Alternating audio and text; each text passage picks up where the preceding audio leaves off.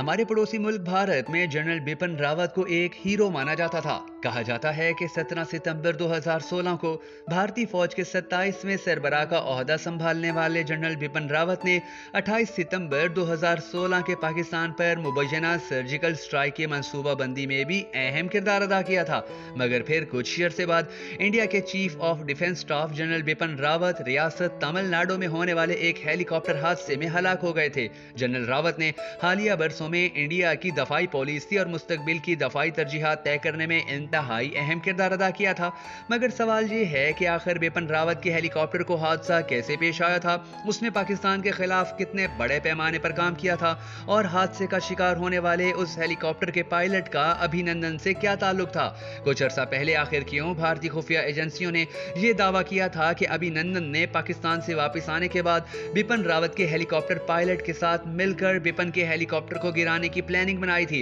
इन तमाम तर सवालों के जवाब हम आपको आज के इस वीडियो में बताने जा रहे हैं। मगर उससे पहले अगर आपने अब तक हमारे फेसबुक पेज भखन नेटवर्क वीडियोस को लाइक और फॉलो नहीं किया है तो जरूर कर लीजिए, ताकि आपको हमारे पड़ोसी मुल्क भारत और दुनिया भर के ममालिक के बारे में इसी तरह की दिलचस्प वीडियोस बर वक्त मौसूल होती रहें। मैं हूं शकील हैदर और आप देख रहे हैं भखन नेटवर्क वीडियोस। नाज़रीन ग्रामी, जनरल रावत ने 1978 में इंडियन आर्मी की 11वां गोरखा राइफल्स की उसी यूनिट में कमीशन हासिल किया था कि जिसमें माजी में उनके वालिद भी खिदमात अंजाम दे चुके थे। आपको ये सुनकर हैरत होगी कि भारत सरकार की जानिब से आज भी जनरल बिपिन रावत को इंडिया के शुमाल मशरकी इलाकों में सिक्योरिटी की सूरत हाल बेहतर बनाने और हमसाया मुल्क म्यांमार में एक कामयाब फौजी ऑपरेशन करने का क्रेडिट दिया जाता है। लेकिन जनरल बिपिन रावत अपने कैरियर के दौरान हमेशा मतनाज़े बयानात की वजह से खबरों में रहे। अपने मरने से कुछ अरसा पहले उन्होंने मुबैना तौर पर कश्मीर में अस्करियत पसंदों की तशद्दुद से हलाकत की हमायत की थी,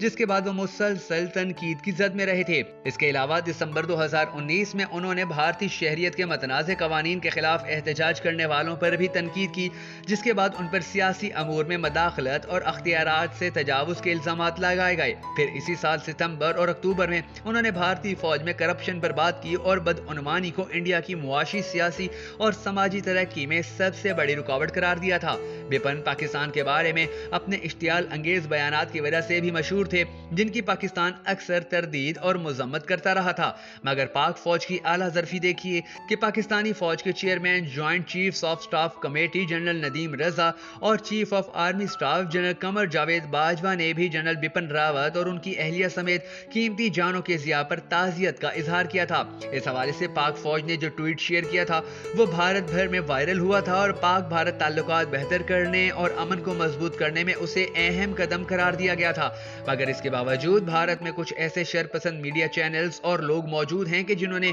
बिपिन की मौत का सारा इल्जाम पाकिस्तान पर लगाया और भारतीय सरकार से बार बार बदला लेने की मांग करते रहे थे। Times of India, Hindustan Times, Zee News, Aaj Tak, ABP news और एनडीटीवी ने तो बाकायदा ये ऐलान करना शुरू कर दिए थे कि हेलीकॉप्टर का गिरना एक साजिश है और इस साजिश में आईएसआई मुलविस है। शायद इन तमाम इल्जामात की एक वजह यह भी थी कि भारतीय chief of defence staff general Bipin Rawat समेत 13 अफराद जिस हेलीकॉप्टर हादसे में हलाक हुए थे, उस हेलीकॉप्टर हादसे में वाहिद जिंदा बचने वाले pilot group captain Varun Singh से मुतल्लिक हैरत अंगेज इंकशाफात सामने आए थे। कहा जाता है कि group captain pilot Varun Singh और 27 फरवरी 2019 को पाक फिजाइया के हाथों अपना तैयारा तबाह करवा के पाकिस्तानी हदूद में गिरने वाले अभिनंदन वर्तमान में बहुत पुराना ताल्लुक सामने आया था। बहुत से भारतीय चैनल्स की रिपोर्ट्स में कहा गया कि MI-17 हेलीकॉप्टर का पायलट और वाहिद जिंदा बच जाने वाला ग्रुप कैप्टन वरुण सिंह मुबैना तौर पर ग्रुप कैप्टन अभिनंदन वर्तमान का बैचमेट था।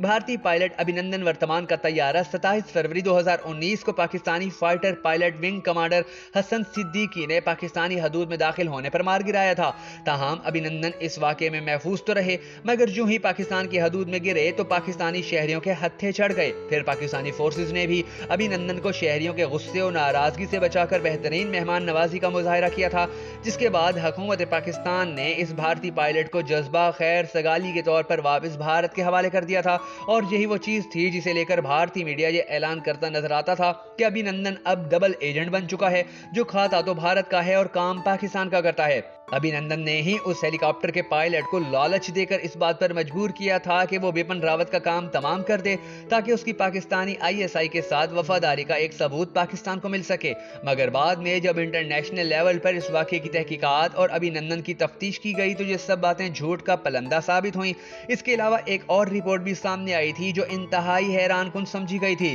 اس رپورٹ میں لکھا تھا کہ 1 جنوری 2020 کو چیف آف ڈیفنس اسٹاف کا عہدہ سنبھالنے کے بعد انڈین ایئر چیف آف اور جنرل بپن راوت کے درمیان فاصلے مزید بڑھ گئے تھے۔ 3 جولائی 2021 کو ان اختلافات میں اس وقت مزید شدت آ گئی جب جنرل بپن راوت نے ایک تقریب کے دوران انڈین ایئر فورس کے بارے میں تبصرہ کرتے ہوئے کہا کہ اس کا کردار بھارت کی بڑی لڑاکا افواج کی مددگار یعنی سپورٹنگ آرم کے طور پر ہے۔ جیسا کہ فوج میں انجینئرنگ کا شعبہ یا لڑاکا فوج کی مدد کے لیے فوج کے اندر دیگر شعبہ جات موجود ہیں، اور اس حوالے سے سب کچھ انڈین ایئر فورس کے ایئر ڈیفنس چارٹر میں تحریر اور طے شدہ ہے۔ جنرل بپن راوت کے اس تبصرے کے جواب میں تقریب کے دوسرے سیشن میں، جس کا اہتمام بھارتی think tank global counter terrorism council یعنی GCTC نے کر رکھا تھا، انڈین ایئر چیف مارشل بھدریا نے اپنی تقریر میں کہا کہ ایئر فورس مددگار شعبہ نہیں بلکہ ہوائی قوت کے طور پر انڈین ایئر فورس کا جنگ کے دوران کردار بہت وسیع ہے اور اس کی اپنی کمانڈ ہے۔ اس تقریب میں دونوں طرف سے مزید بہت کچھ کہا اور سنا گیا،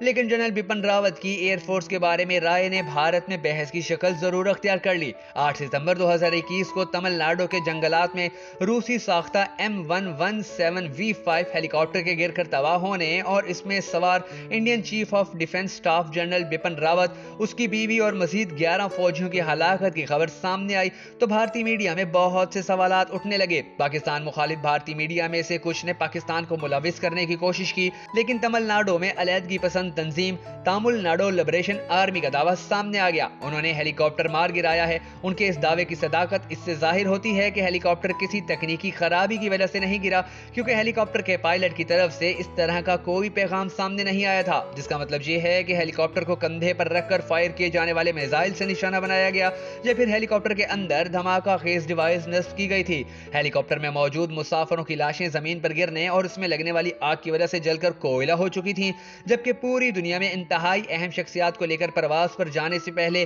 ہر ہیلی کاپٹر کی مکمل جانچ کی جاتی ہے۔ پرواز کے دوران بھی 2 یا 3 ماہر انجینئر ہمراہ ہوتے ہیں تاکہ کسی خرابی یا ایمرجنسی کی صورت میں ہیلی کاپٹر کو محفوظ جگہ اتار کر یا دوران پرواز اس کے نقص کو دور کیا جا سکے۔ ویسے بھی انتہائی اہم شخصیات کے لیے بھارت کے پاس جدید ترین ہیلی کاپٹر موجود ہیں، تاہم اس حادثے کا ایک اور پہلو بھارت کے سوشل میڈیا پر وائرل ہونے والی خبریں ہیں، جن کے مطابق جنرل بپن راوت اور انڈین فورس کے مابین کشیدگی ہیلی کاپٹر کی تباہی کے سبب ہو سکتی ہے۔ 31 دسمبر 2016 کو جنرل بپن راوت نے آرمی چیف کا عہدہ سنبھالنے کے بعد بیان دیا تھا کہ وہ مقبوضہ کشمیر میں کشمیریوں کا DNA بدل دے گا اور اب مکافات عمل دیکھیں کہ اس کی لاش کی شناخت کے لیے ہیلی کاپٹر میں دیگر جل کر ناقابل شناخت ہونے والی لاشوں کا DNA کیا جا رہا ہے، جس پر تبصرہ کرتے ہوئے بھارتی فوج کے کرنل ریٹائرڈ بلجیت بخشی نے اپنے ٹویٹ میں لکھا کہ karma has its own way of dealing with people. ناظرین گرامی، اگر آپ کو ہماری یہ ویڈیو پسند آئی ہو تو ہماری حوصلہ افزائی کرنے کے لیے